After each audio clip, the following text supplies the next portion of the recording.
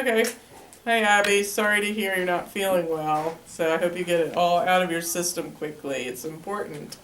So let's look at the three things that we were doing yesterday. We had two systems. We had one system of two equations, and we had to solve them. What were the three methods that we found in a review yesterday? Hannah? Substitution, elimination, and graphing. All right. So in real life, where do these systems of equations pop up? Well, they pop up in situations like this. So on that same page, would you remind me what page it is that we're 139. All right, 139. We're going to put in this real life problem. So if you would, I don't have you write every word, but I'll just do a sort of a picture of it.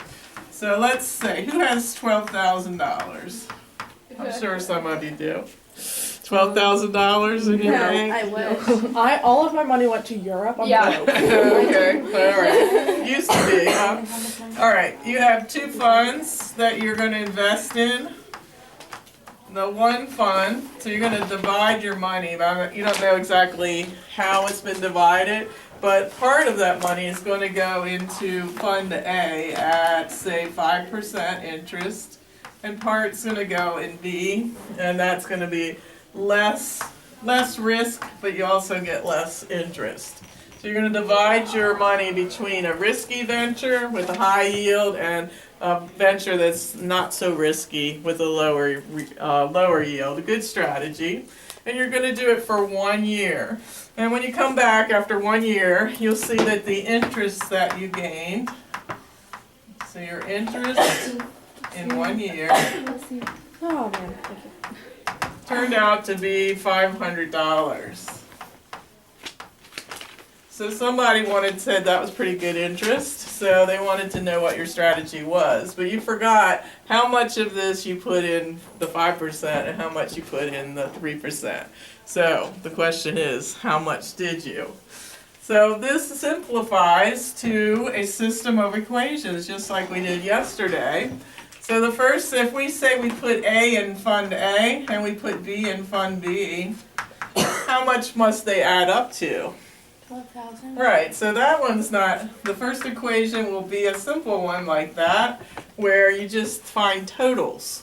So you're not sure how much you put in A, you're not sure how much you put in B, but you know that when you add them together, it will give you that.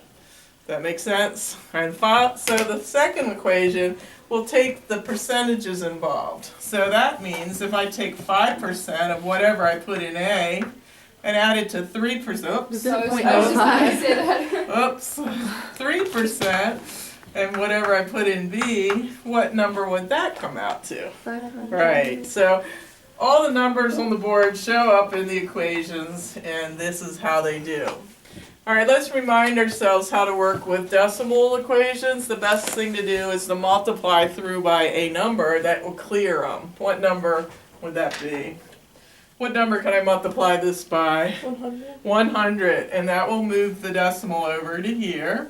But you have to do it for everything here. So this decimal is over here. So we end up with 5A plus 3B equals 50000, which is 50,000. All right, use your magic from yesterday.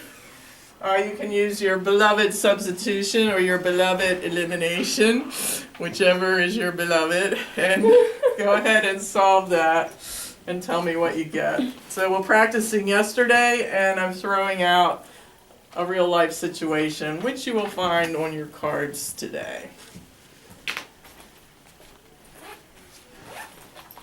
All right, some of these cards are repeats from yesterday.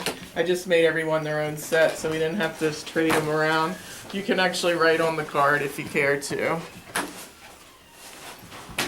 You'll see that there are word problems like this now in your stack, and that's all we're working on today. Anyone get an A or B yet? Not yet. No, almost. Somebody get one and we'll bounce it off of everybody. Let's see.